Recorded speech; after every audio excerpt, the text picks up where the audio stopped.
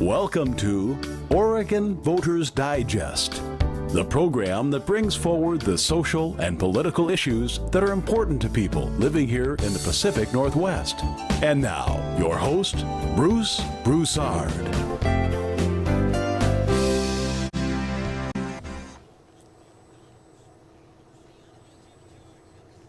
Welcome again to this segment of the Oregon Voters Digest. I'm Bruce Broussard, your host. Again, Happy New Year's to you.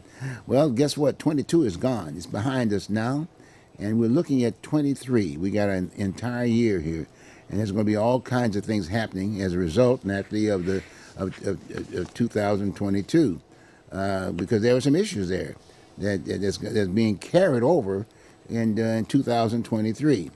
And just so that we can make sure that we're on the same lane about what we're doing, we got an hour show. We're going to focus on Portland, Oregon. Because I tell you, every time you turn the tube on, from a national perspective, you can look at CNN or Fox or anything of that nature. Portland, Oregon is always listed at the top of the line from the standpoint. It's the worst city in the state of the East United States. Big time. Yep. They talked about the fact we used to be the tourism capital, if you will, of the country, for that matter. Beautiful place. You got water running right through the city of Portland aspect of it, and the whole 9 yard, and the weather was great, and this, that, and the other, and it was just a pass through on I-5, the federal highway, and it comes right through the city. Got me? And bottom line, people wouldn't even get on the off ramp because they would just think it was just a little old hick town aspect of it. But it was a beautiful place. Yep. Roses, city of roses, and all kinds of things. And then all of a sudden, and I'm taking, in all due respect, we're taking what happened in 22. In fact, it was before 22 when all this stuff started happening, if you will. We got in the whole issue of the rioting. Remember that? Things of that nature. Well, anyway, before I go any further, let me introduce John. You've seen John Sweeney before. John has been around, and John he's got his cap there. He got his cap off. You got your cap off right now, John? Yeah. You want me to put it on? You better put your cap on, John. Okay. Let them know, because it's important that they know that you are a responsible person and you have a resume. You got me? And it's a very important piece, because it's not a ridicule. The fact of the matter is, most of our employees that we, the public, have hired, a lot of times people don't understand that these are politicos. Everybody that's run for office that basically identifies themselves as an elected official is really an employee. That is correct. Employee. Would you agree with that? Yes, and they forget who they're working for. That's exactly. And I might add, too, that John, like myself, we both have run for office in the past, yep. And we've always carried a resume with us, yep. Got me? And I think that's very, very important. That's something that we tend to forget. But let's see, what are we doing? Okay, good. Okay, all right, good. All right, good. You'll be meeting Steve, because in all due respect, he pretty well handles all of the controls and stuff, and and airs the show for us. That's a very important slot there. But I just wanted to mention Steve's name, but anyway, you'll get to see him later on in the show. But as I was saying, these issues were brought on by our employees, our elected officials. Yeah. And in this particular case, like I said, we're focusing on Portland, for that matter, because that's a very serious thing. We got to jump on it to basically get it on the table so people can react to it. Got me? Because we got to get the employers involved in the process. Yeah. Too often, it's not just a matter of just once you voted these people in, you just forget about it. Yeah. Because you forget about it, and then all of a sudden, when you have the opportunity to get the right kinds of people to serve, you don't spend the time to figure out whether or not they've got resumes, whether or not they've got the background necessary, if you will, to be responsible enough to do the job. Yeah. And then in most cases, the folks who are basically responding to the issues as they're going about is the media. Mm-hmm. And the media is, in most cases, their focus is opposed to the commercial ads.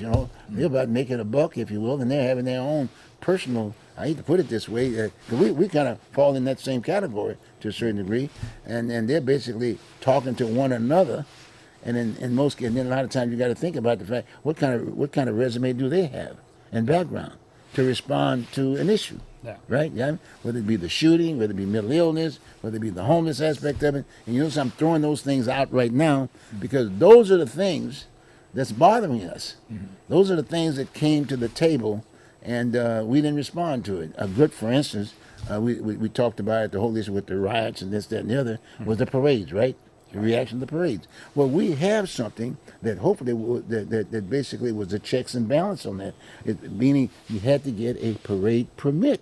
Yeah. In order to do that. And all of a sudden, we don't have any permits anymore, right? You got me? There was no permits. And people just started just putting out, doing whatever they wanted to. So there was no permit whatsoever. And that's a very serious problem. So anyway, but the fact of the matter is we've got employers and we got employees. The taxpayers, residents, voters, if you will, are the employers. Yeah. The employees are folks like the mayor and the city commissioners. Yeah. And as you note, we'll talk about what's going to be happening in 23, because we're going to be changing that form of government because something has come to the table. We're going to talk about that. But I thought I'd throw that out to start with to get the viewing audience to understand what we're talking about. We're talking about the city of Portland, and hopefully you'll get together with your neighbors and let them know that they are employers, and the people who are elected to office are employees, okay? And not to say that, hey, they may have gone in there and say, well, okay, I'm going to do the best job and whatever, but the fact of the matter is we got to have checks and balances because the issues are still going on. Yep. And so we're basically saying to the city council, all of them, the city council and the mayor's office and Multnomah County, Yep. because they're both in the same bag, if you will. And that's another interesting piece. We got, and there's, in many cases, they're duplicating services. Yeah. You see what I'm saying? More so than you think. That's right. And when you think about that also, too, as employees, we have responsibilities, too. If we don't respond to make sure that we tell our employees what they need to do to resolve the problems that we're throwing on the table, that's another problem. Yep. Is that fair? You see what I'm saying? And they perpetuate it forever. Exactly. So then the point I'm making is that too often what happens, you get up the newspapers. We got various newspapers here within our midst here in the Portland area, and they will tell you, vote for so-and-so. And you just, hey, because you're so frustrated, you may look at a ballot, there might be only one person's name you recognize, and you vote for that one, and you're kind of caught in a situation where if I don't do something with the rest of the ballot, I'm a bad guy. Well, I don't know what I'm doing. I'm ignorant, and so I don't know what happens with that. But that's something else we can talk about. So, John, what do you think? 22, are we on the right track talking about these issues? What do you think? Oh, we are, and the thing is that voting's important because I registered to vote 3 days after my 21st birthday because that's was the age, the law at the time, and so. Since that time, I've voted in every election since January 1965 or 61. Yeah, I'm an old guy. So anyway, so I voted in all the generals, all the primaries, and all of the specials. And what people need to do is study the issues, and they need to study the candidates. And one of the problems with the issues is the press gets a feather in the wrong place, and that's what they harp on. I was talking to a guy who's running for state treasurer one time, and he finally asked, it happened to be the Willamette Week, well, how about asking some questions about finance? Because there's at the time, their big thing was education, and everybody was on the education track. And so it didn't make any difference if you're running for dog catcher or you're running for president, you were talking about education. Right now, everybody is talking about homelessness or houselessness, whatever you want to call it, and I ran for governor in a primary, and I said what you need to do is stratify the charges, the services, and the fact that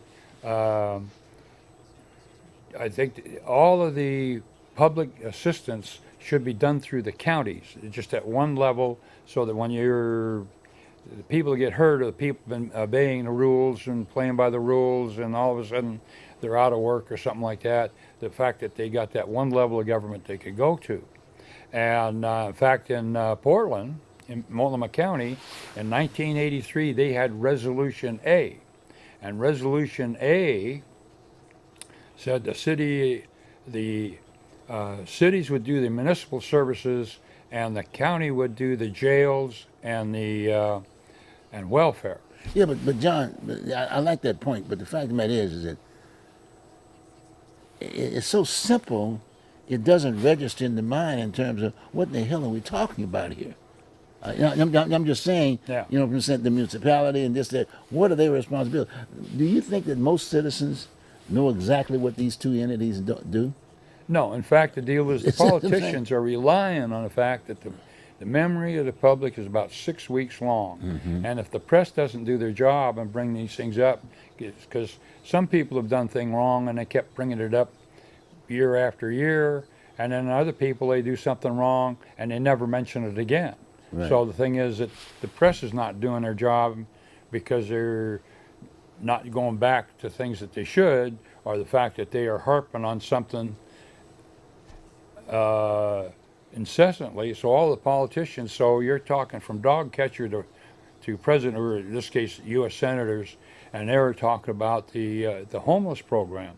Now, I was with Portland Parks from. But wait a minute, before you get on this, let's try to stay on track. Hard to do on this piece. The fact of the matter is, we're talking about 22. Yeah. 2022, and all of this stuff started happening, the riots and this, that, and the other. And so, was it about 2020? Yeah, well, and 2020 or 2019? 21 18? when they had that. So let's say 2020. Yeah. So we got 2020. 2020. We're looking at 2023 right now, right? And it just so happened the mayor has been around since what 2000? Because I ran against this guy. So he's been in office about 6 years. About 6 years, Yeah. but he also was a county chair at one point in time. See, Yeah. he was a county chair, so he's been around out the area, if you will. So that's where all these issues were happening with how the homeless issue became a problem, an issue. People are very upset right now. That's what we're trying to focus on this right now in 23. Some of the things that they're worried about are the homeless problem, the mental health is routine, law enforcement, all that other good stuff, break-ins in this. And 2020 was a big deal about defunding the police. And Defund the that's police, really right? Yeah, a problem. and so and that's all part of public safety aspect of it, Yeah. Oh, yeah. because and so the mayor was here during that particular time, Yeah. and you know the guy, you know, like I said, he may have all the good intention there is, but if you don't have the background. Well, the thing is, they talk about this commission form of government, and I was with the city of Portland for 32 years, 8 months, and had been several mayors and several park commissioners and all that. And in most cases, you have people come in and they listen to the people that are there. Because one thing you got to understand, most people with a job, public or private, want to do a good job. Right. And generally speaking, most of the people that work for the city of Portland or any government really are dedicated public servants. Yeah. And so when you start kicking dirt in their face, well, they get a little discouraged. And then and Portland never had a police department that fit the formula. In other words, they were always on the short side to begin with. And so when they got cut back, and then they started the riots. Now, I retired from the Army National Guard, 28 years service, and for a while I'd been a private security guard, but then I was a military policeman, and so I had riot control training. And the thing is, if I'd have been the mayor, on the third night, they'd have been out there romping and stomping, and it had been over. But it lasted for about 100 days. And if you look at Portland, if you're not sure, drive downtown, say on a Sunday, so there's not much traffic, and Portland looks like a modern ghost town. Mm-hmm. All the buildings are they're all boarded up, and because of broken glass and the plywood. In fact, that's why the price of glass and plywood is so high now, is because of the shortages. And it's not just Portland, but Portland happens to be the worst. But you have other cities that are suffering the same thing. Okay, I'm hearing what you're saying. I'm listening to what you're saying, and I'm reacting based on that. And out of that, what I got out of what you just shared was the fact that we, as citizens and taxpayers aspect of it, through our employees, one group of employees, Yeah. we hire individuals Yeah. to do the work. Yeah. Let's say police, okay, and in most cases, the people who normally that has that job to do are normally the elected officials. Let's say with police. Yeah. But in all due respect, do they have the right guidelines and this, that, and that? I'm talking about those elected employees, guidelines to be able to define what kind of a police force we should have. Yeah. Sometimes there's a divide, because like right now with Portland Police, it's you got a union there that's basically running the police department, the troops. Yeah. But And the you got deal the is chief is working for the employee, which is the elected person who happens to be the mayor. Yeah. You see what I'm saying? And as you know, prime military and whatever, it would not work in the military that way by no means. That's why I've always maintained that the police department, when I saw it initially way back when, it was paramilitary. Yeah. It was all under one deal. They basically they might have gotten their orders from the employees, which is the elected officials, but those orders are not just thrown out and you do it this way from the employee aspect of it. They're basically analyzed because the police department knows one thing. They've got law enforcement. They understand what the definition, hopefully, of law enforcement is, as opposed to saying, getting this reactionary situation from a person that doesn't have the background, or not even a law enforcement. You see where I'm coming from on that? Yeah. Well, one of the things is that they changed the uniforms, because if you remember, Portland had a two-tone blue uniform, and Multnomah County had a two-tone green uniform. Right. And they're two of the best-looking uniforms anywhere in the country.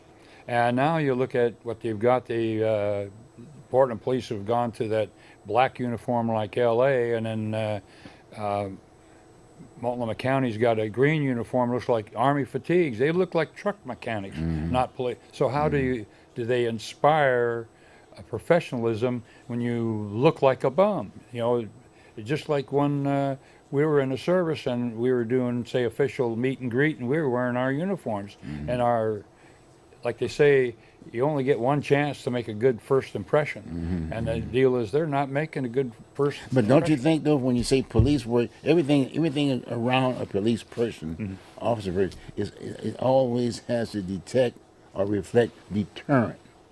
Yeah. So if you see the uniform, that's a deterrent. Yeah. If you're doing something wrong, you're not supposed to be doing anything wrong, right? But you got to have enough bodies to be out there No, doing the but still, that's the way that's why they wear a uniform. It's supposed to be. True, but you got to have a decent looking uniform. You got to have a decent uniform. So whatever that definition, that uniform, it still talks to deterrent. Now that means that when they changed the uniform, who changed the uniform? That had to be okayed by the city council and the county commission. So there might be some people on the city council. Well, no, I want this color. Well, should they be a part of that process? Who should make that decision? Well, I talked to Bernie, I forget his last name, was the Multnomah County Sheriff, about their uniforms. He says, well, it's a cultural thing. The older guys liked the two-tone green, and the younger ones wanted all green. They were easier to maintain, but the deal is it's still, given that image, makes a difference. Where does deterrent come in? You didn't say anything about deterrent. You're talking about how it looks. I mean, it's supposed to be a deterrent factor in there. Well, that's true, but the deal is looking like a professional. I mean, say you're hiring a guy to be a lawyer to defend you in court, and he shows up wearing flip-flops and the Hawaiian shirt. Oh, no. He has to wear a tie because the judge demands that. Yeah. Right? See what I'm That's saying? in court. But that's the judge. I mean, that's the one who's going to be making the decision as to what's going to be happening. And I'm just saying that same concept should happen with the Portland Police, as far as I'm concerned, Portland Police Department. The chief of police actually housed himself in the mayor's office. Yeah. Well, they got that one chief of police that they hired from the outside, and every time they've hired a chief of police from the outside, things seem to go haywire, because they the one from L.A. brought him and got him into the black uniform, and from the two-tone blue uniform. So they lost that professional edge on appearance. Well, in fact, that's a good point, because that's what we're talking about. Look, here we are spending all this time talking about this, that, and the other. But the bottom line is supposed to be law enforcement, right? You got That's me? right. Well, the deal is that you still got to remember that Joan Hardesty was really hard on the defund the police, and the people went for that, and they figured, well, I could fudge on the law here and there. Well, the deal is the people that really fudge on the law, the criminals, why they just really went wild. Well, that's a good point you make there too, because she's only 1 vote out of 5. She conned him into No, wait. Okay, if she calmed them, then who's the problem then? It wasn't her, because all they had to do is say no. Well, it was the voters, because of course the deal is they listen to the press and they say this person is good and that person is Yeah, good. right, exactly. In fact, when the Willamette Week and the Oregonian sometime recommend somebody, that's a good reason not to vote for that person, because they endorsed the wrong person. Yep. And you have to take a look at some of these people that have been around a long time, and they know how to smooth just the right buzzwords. Yeah. Well, I think, don't you think then that we need to spend a little bit more time checking out that resume? I mean, we do have the material going out to the voters, which basically are the employers, right? You got me? That employer should get something that talks factually, that this is the background of it. If you're talking about police work, some way, shape, or form, the entity that's running for that office should have some sense of background where they were involved with police. I mean, whether it be on committees or residential stuff or whatever. You know what I'm saying? You got my point? But people don't look at that, and then you got that, and then you got the media, which, as far as I'm concerned, that's part of their responsibility. It's their responsibility. They should be a part of educating folks about what is and what is not. The resume, right? Well, true, but what they're after is they've got that feather in the wrong place, and that's what they're pushing. And one good thing about Oregon is that we have the voters pamphlet, and the only trouble is it comes out about a week before the ballots come out. And luckily, the city of Portland now is in the voters pamphlet, and that started in 1972. Before 1972, the city commission was not in a voters pamphlet. But that's a thing to look at, because when you sit down and you look at the voters pamphlet, that statement was made 65 days before the election. So you have the people with the campaigns that have got lots and lots of money. They could change their stance every day or several times a day. But somebody with a little less money to spend, they don't have that advantage. But you still go back and what did they say 65 days before the election? What is their long view? So as it talks to the issues. And to a lot of See, issues. They don't spell the, as you say, you're right. One of the things we don't do, I think, in the election piece, we really don't spell out what are the issues of concern. Yeah. Well, the Specifically. voters pamphlet has a limit of 325 words. That's right, exactly. And so it's really hard to get much of a statement in there, and you can really, it's like giving a speech. They say you only cover 3 to 5 subjects, because Lincoln's Gettysburg Address was remembered for a long time, and his opponent, who ran on for 3 hours, people hardly remember any word that he mumbled. But then interpretation is a problem too. That's true.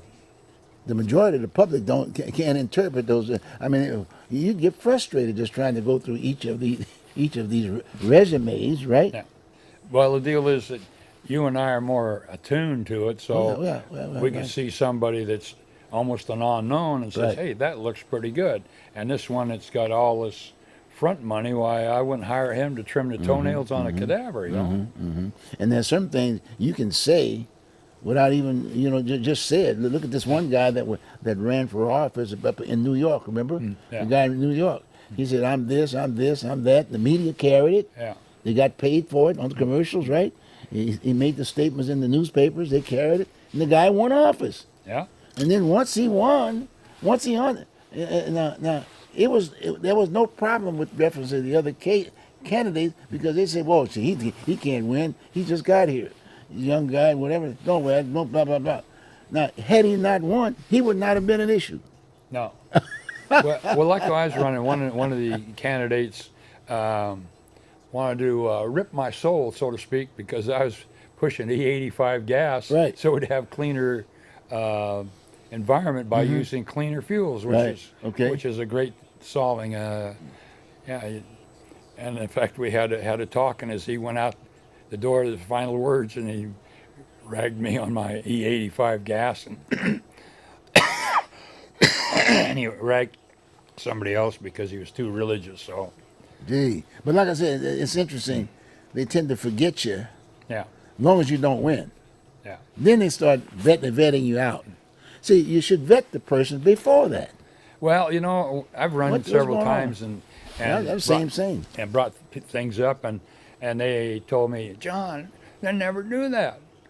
And I says, this particular person has been shafting you for a long time, and just wait. And after the election, guess what?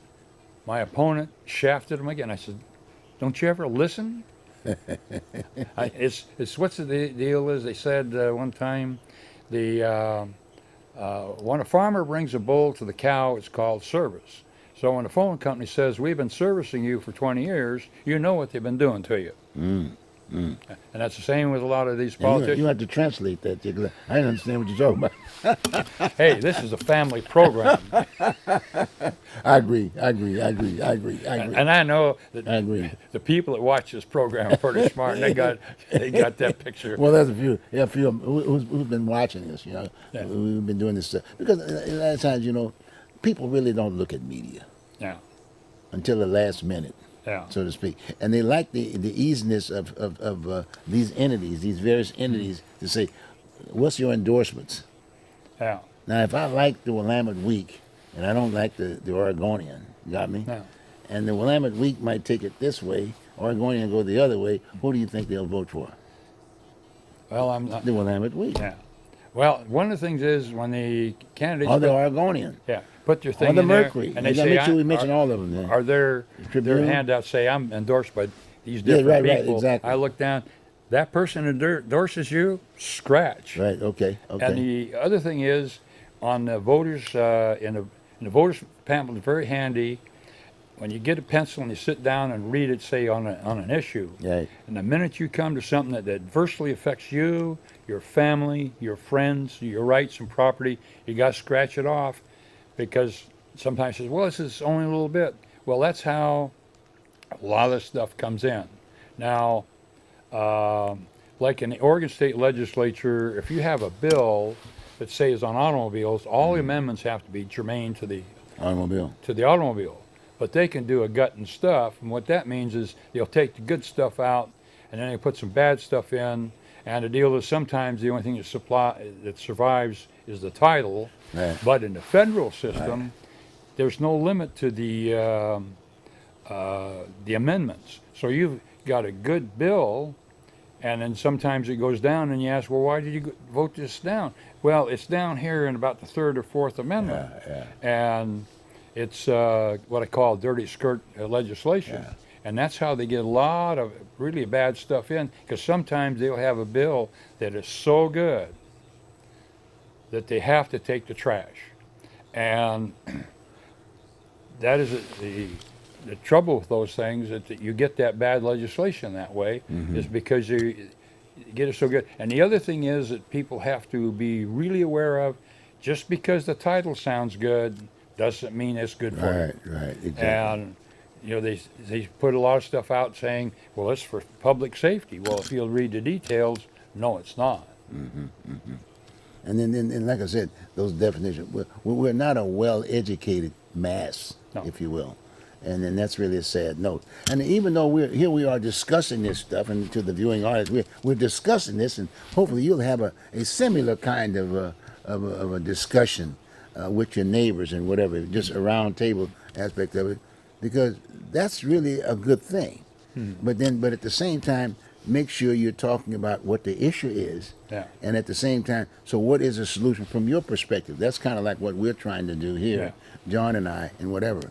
So I want to make sure you understand that we don't know all the answers, But the fact of the matter is, we got to keep it in somewhat of a format that if you got an issue, you got to spend either equal as much time as you spend on the negative side.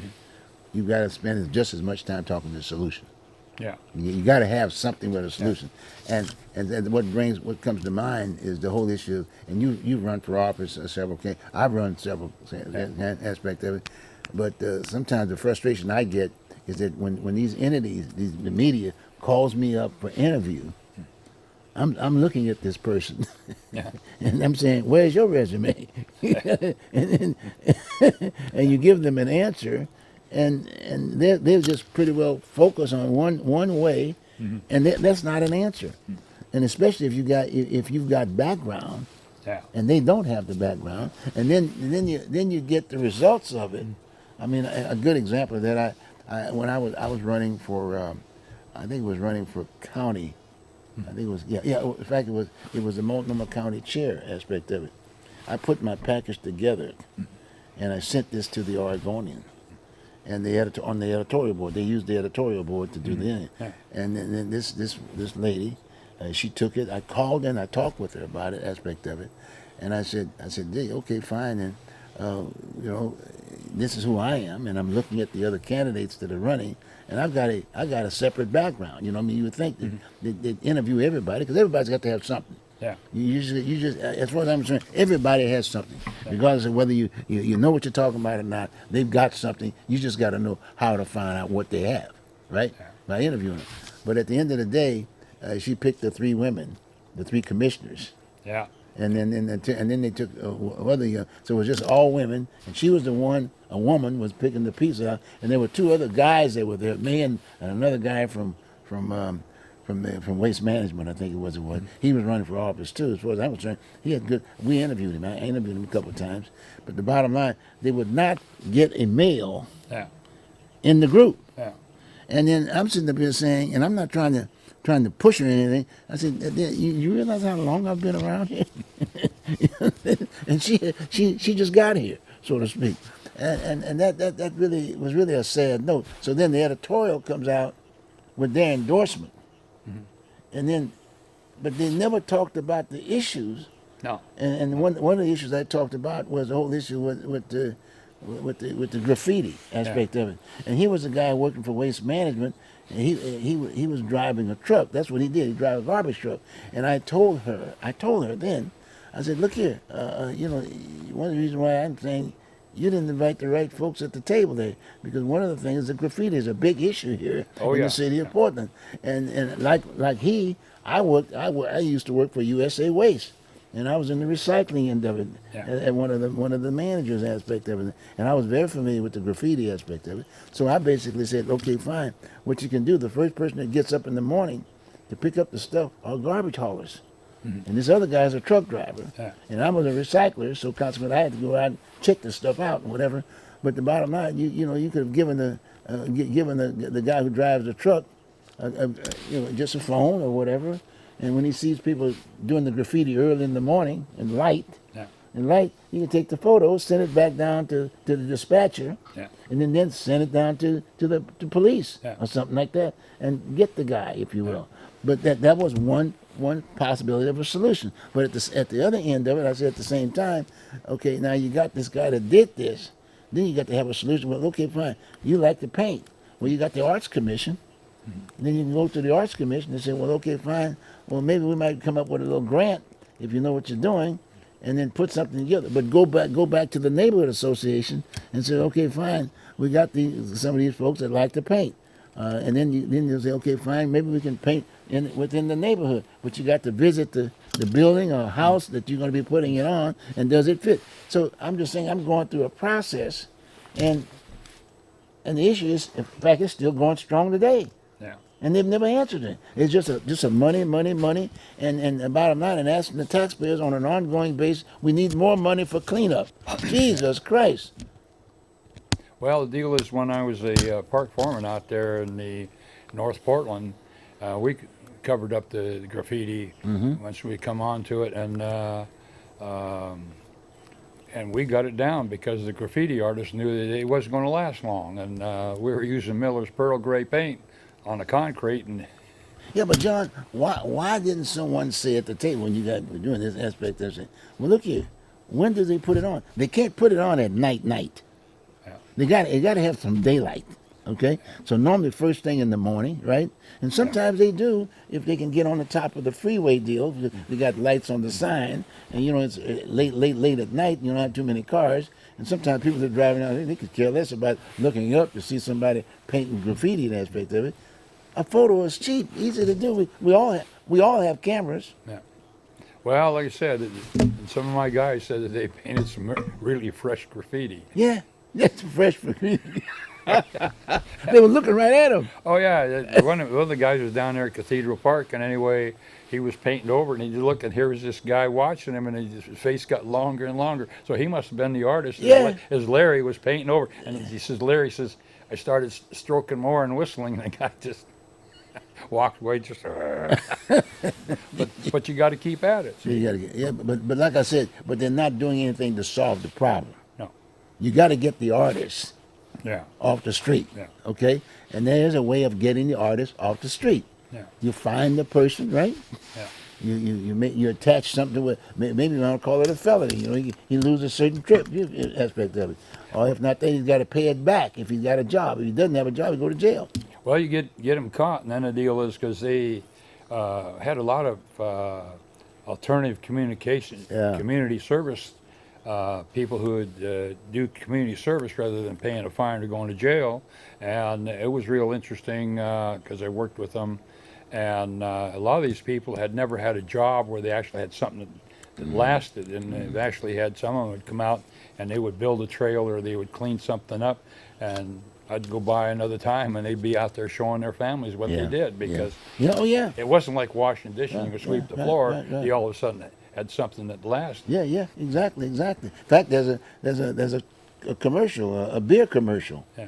that shows a guy. That's what he was doing. That's how he could claim the fame, just doing graffiti. Yeah. And they were paying him, and they made an ad out of him Yeah. to sell beer. Yeah. Okay, you got me. He's a known graffitiite, if you will. Is that my point?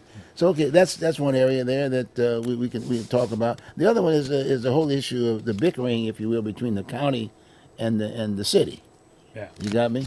About the homelessness. Yeah.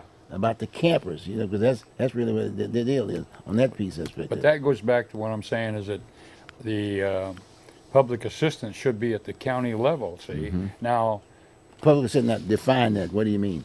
when somebody needs help, that they should be able to go to the county, and the county should be running the homeless program. And in fact, Resolution A, which put the county commission, they all have 2 terms. And so at the end of the commissioner, at the end of the 2nd term, they've got to run for chairman or Right. sheriff if they're qualified, else, right. or another office. Right. Well, what happened is you had the county commissioners who were used to doing welfare and jails. Well, they would, when they came over with the city, they wanted to do the same thing. And of course, now people don't realize that the city of Portland had their own jail at 2nd and Oak. Well, when the Resolution A went in, why then the jail went strictly to the county. And one of the things that the county didn't do is they set up to build a jail, but they didn't set up a levy to run the jail. And if they'd have set up a levy to run the jail, it would have passed. You know, if these people do something, if you inconvenience them enough where you arrest them and you take them down and you take them off the street for a couple hours, and maybe in the same case you tow their car and a couple other inconvenient things, then they kind of get the picture. Yeah. Main thing is, and this was the thing about the alternative community services, these people, they didn't want to pay the fine, they didn't want to do the time, so they went out and were on community service, which might have taken up a Saturday or Sunday or maybe a time during work. And in fact, I talked to several of them in different projects, and I even talked to them about possibly getting on as seasonal workers. Right. And get on seasonal workers, there's a chance you can become permanent. In fact, one fellow was a hotshot real estate guy, and a couple of years later, driving by, and there was asphalt crew come by, and I says, this one guy says, "What's a hot shot real estate guy doing spreading asphalt?" He says, "Oh, got evenings off and weekends off, And got a check. well, and he says, I get to watch my kids do little league and Yeah, basketball yeah. and get paid vacation and a whole bunch of things. And he don't have to buy fancy cars, fancy clothes. And he says, because I'm happy. I could drive the same car for 15 years instead of every 2 years. So, but anyway, so that works. Excuse me just for a moment. Let me a little advertising aspect of it. Okay. Okay, folks. If you just joined us here on the Voters Digest, kind of looking at what we're doing, John and I sitting up here talking about this. We're basically the whole show is all about going back in 22 and highlighting what were some of the issues in 22 and what were the carryovers of some of the issues that have not been resolved yet, but that's going to be coming up here for 23. And so we've been talking about that kind of a deal, and we've also been encouraging you to get together with your neighbors and whatever. And we define you, the resident, because you are the owner. Yeah. You are the employer, the elected officials who are making those decisions and not resolving those issues. Mm-hmm. In all due respect, that's something that you need to know that you should be in charge. Yeah. That's a very important piece. So we're just kind of like trying to inform you and having a chat. Not necessarily saying that all peoples are bad and whatever. In fact, they may have all the good intention because the right to vote, you can to vote or run for office, you have that right. And because the application form is pretty well filled out by someone else other than yourself. You got me? And so anyway, we're having these discussions, and we encourage you to share this with your neighbors and take a little bit more time and being a little bit more responsible when you're at a point being an employer and a resident and a voter. Take the time to look at that list, look at that voters pamphlet, look closer, and look at what you read and check out all the newspapers for that matter. But don't just necessarily take their word with a blanket kind of here's the list for endorsements and whatever. We recognize that. And I had to learn too the same process. When you look at a ballot, you look at the whole ballot. In most cases, you're looking at one person that you can relate to, and then you got all these other entities that says, hey, you can't give this up. You got to mark it. It's a psychological kind of a thing. So, but on the other hand, you don't have to. You know, if you want to vote for someone that you know and instead of to deal with your particular issue, then vote for them that way. You don't have to worry about voting for the rest of them. Got me? Yeah. Okay, and I've got John Sweeney. John Sweeney is with me, and we're having a discussion. And the reason why we're doing this, and John is here, and I'm here to a certain degree. We both run for office. Mm-hmm. John served in one case, and myself, I haven't. But the bottom line is that my issues are pretty well straightforward. Okay. But we're different in one big way. We want to solve problems because, you know, if you look at these problems, and the deal is it's the same politicians all the time, yeah. and they're almost like turning on a different TV channel when they talk about this crisis and that crisis, and I mean they have it down, you know, and they know when to be cheerful and they know when to cry, and I mean they've been talking about the same crisis for 20, 30 years. So it's time to say, hey, you haven't done it, adios. Yep. You know, and because they have that ritual and they don't want to get it changed. Oh, they don't want to give it up. And so this is like you and I and some other people, we want to solve problems. The problem. And right. You know, you have major problems and little problems, you know, and some of the big problems you can't solve, but you can solve a lot of little problems, right. So it makes life better. Exactly. And one of the things that people need to realize, your state legislature and your cities and counties and school districts and all that affects your daily life more than the national stuff. Right. But you have to pay attention to all of it. And if some of those people have been saying, like I said, they've been servicing you for 20 years, well, John, as I was looking at the national news yesterday on the whole issue of trying to select Speaker of the House of Representative aspect of it. I looked at a lot of those folks. I mean, Bon, gee whiz, some people were on crutches, some people were in wheelchairs, and some people were young. And I mean, it was a whole group of folks. But it was an interesting group to begin with. You got my point? Yeah. And I'm trying to figure out, well, gee, that is a problem. Yeah. But I think term limits could serve a lot of that. Yeah. But we don't, natural people fight for that. You got me? Yeah. Well, I've talked to some of them, see, and it says what you need to do, because they're not going to shaft themselves. You're right, exactly. So it says, and I've talked to a couple of them. I says, let's have the term limit. Say you get 4 terms in the House and 3 terms in the Senate, and you already have 2 terms for the president for the next incumbent. Right. So right. you could stay there for a long time, but your replacement's going to be under the limits. Right. But nobody lives forever, see. And then the deal is, of course, people might think, we're turning people over. Why? Maybe this guy or gal has been there a long time, need to be dumped out. Yeah. Because, like I said, a lot of those problems have been existing for a long time. Yeah, nobody's solving them. Yeah. And in fact, you talk about the homeless thing, the best, before say 2020, when you go back even further, Portland had the reputation of having the best services for these people.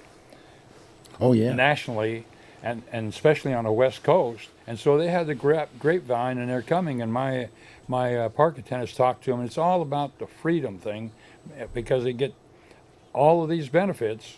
And I see some of them riding around on $1,500 bicycles. Well, I didn't have a $1,500 car until I was 30 years old. Yeah.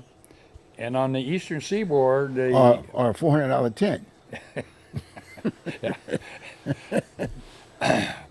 Anyway, so Baltimore, Maryland had the best program going, and about 12 years ago they realized the more they do, the more they should do, and then all of a sudden the amount of money for the people who are paying the freight, the citizens of Baltimore, Maryland, they shut it down, which they shut it down in July, which wasn't too noticeable until they got into September, started getting cold, and so they shut it down. And an interesting thing on the homeless thing, you actually have more people freezing to death in their tents in L.A. than you do in New York. Yeah. And you think of what? But the thing is, they're used to warm weather, and when it gets a little chilly, it kind of catches them quick. Yeah, it does. Yeah, it does. Well, you and I have been in some real serious weather. Oh man! And then now that's another issue that was huge, that's still sitting with us, is the mental illness aspect of it. Yeah. You've got sick folks that are out there on the street every day. Yeah. They need help. Yeah. And and knowing the kinds of dollars we have, and within this country, that should not be, because a lot of those people who are sick, that are mental illness aspect of it, they've paid their dues. Yeah. They've just lost track. Either they've lost their homes or they lost family or whatever. But my point is that we at one point in time we did have a facility, and it was, in fact, it was located up in Beaverton, in Damage. Remember that? And then all of a sudden the realtors came there and picked up the big developers. They wanted that property, right? Yeah. And they developed that whole. They didn't want it in their neighborhood, in their backyard, right? You got me? But we don't have one, and so we do need a facility. And then the other thing that strikes me is that when people are sitting around the table having a discussion about the people aspect of it, and as you say, we didn't have this problem. Like I said, when all of a sudden we started having the rioting aspect of it, we kept having the so-called marches, but no permits. You got me? That was one piece, and in some cases, then we did that piece, and then I think about what do they think? So consequently, they're saying, okay, fine, well, we need to take care of them. Well, we're going to give them the opportunity to put tents right downtown Portland. Well, think about it, folks. If the person doesn't have any money to begin with, you give them the tent to be downtown Portland aspect of it. And when they get hungry, they can't go in the restaurant. Okay, and so guess what happens? At night, they'll just break in your car, or they'll break in the restaurant, right? You got me? And so if they don't have the money, some consideration should be given to the standpoint of saying, hey, some way, you got to vet the people who just don't have nothing. And then on that, you may have to find another location, but Well- don't put them in an area where you have to have money. If you don't have a potty, Yeah. if you can't potty, guess what you're going to do? You're going to break in a car, or you're going to get in the middle of in a doorway, and potty right there, right? You got Yeah. me? You can't get upset, and then you got to find somebody to pick up the potty, Yeah. and then how much do you have to pay them, right? You got me? I mean, if you look at New York or San Francisco, they say that you better wear hip waders. It's so bad. But the people with money don't have to deal with that. That's true. And one thing, a lot of their trouble is with the veterans. If you look at it, up through World War II, when we got into war, we got in there to win it. Yeah. Then you had Korea was a stalemate, and Vietnam, and several people went to Vietnam several times in their enlistment, and the same with the Iraq and Afghanistan. You go back and back, and it's to never win. You weren't going to win. So the thing is that that's how it's really stressful, because you're getting into a really deadly situation, and you're going to do your time, but there's no incentive or insistence that you win the war, because if you look at Korea, we could have won Korea, we could have won Vietnam, we could have won the Gulf Wars. It's they had like BlackRock, who was contractors to guard people, and the different services would work for 6 months to a year to get in relationships with the locals, and BlackRock had come along in 15 seconds, all that was gone. Now, the other thing is, I'm a past president of the Oregon State Shooting Association. But wait a minute, but let's get back about that whole piece about the vets you're talking about. Yeah. Now you're saying that then once we don't have the war, then they're out on their own, right? Is that what you're saying? Well, the deal is that you go into the combat area, then you come back, and then you get recalled. See, and then the same with guardsmen and reservists, they come back to their civilian life, and then they get recalled because you're in a never-ending war.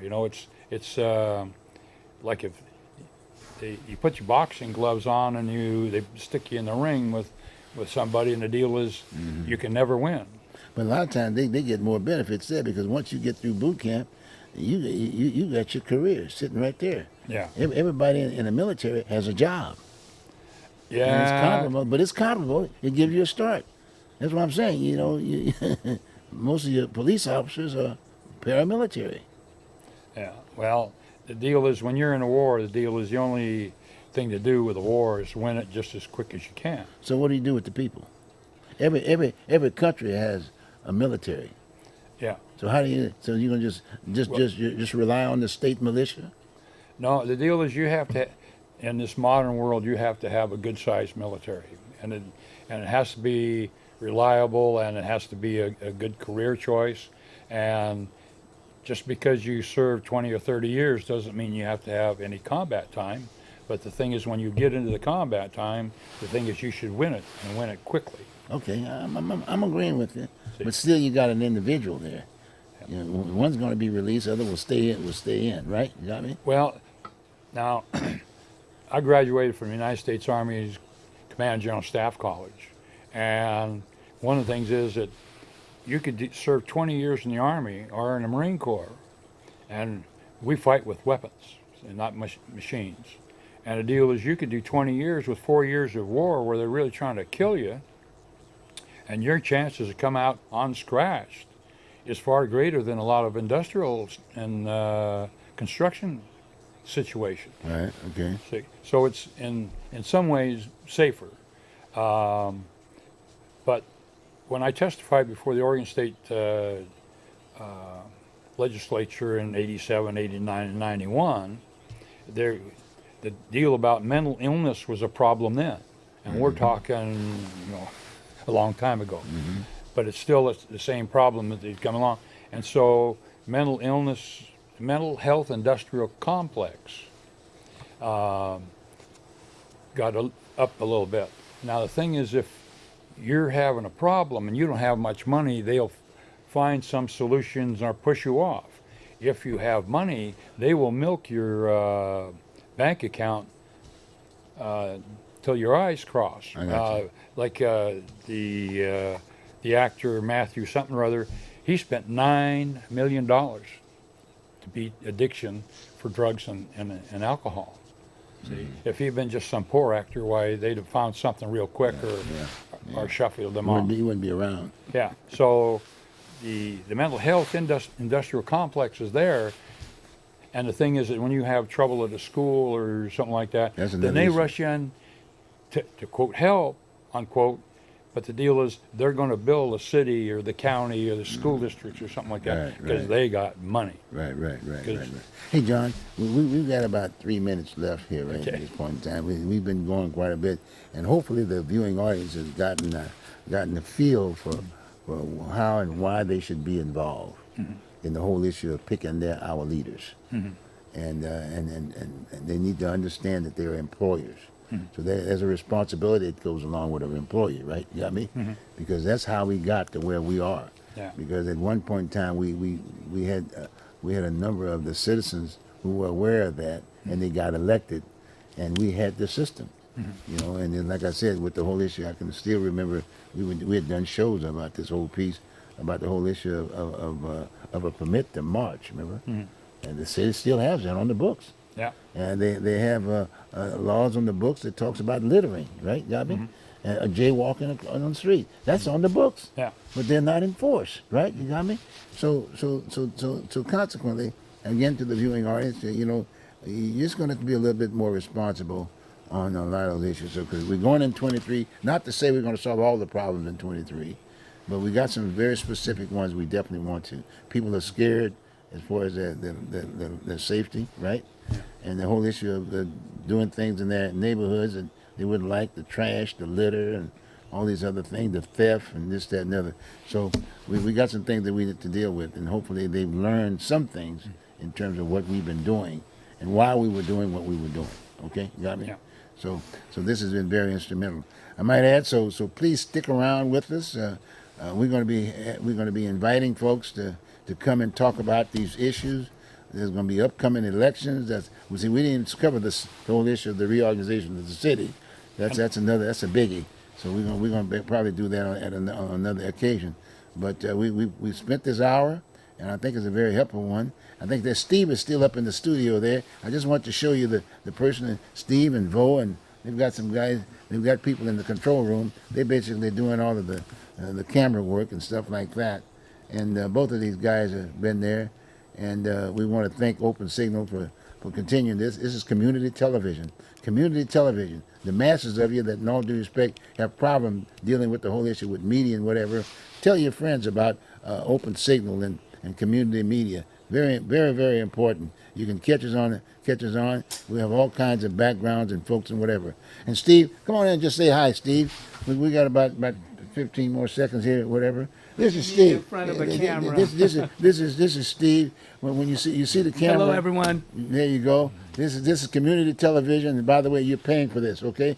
So again, thank you very much for being with you. All right, man. Thanks again, Steve. Okay. Appreciate it. Take care.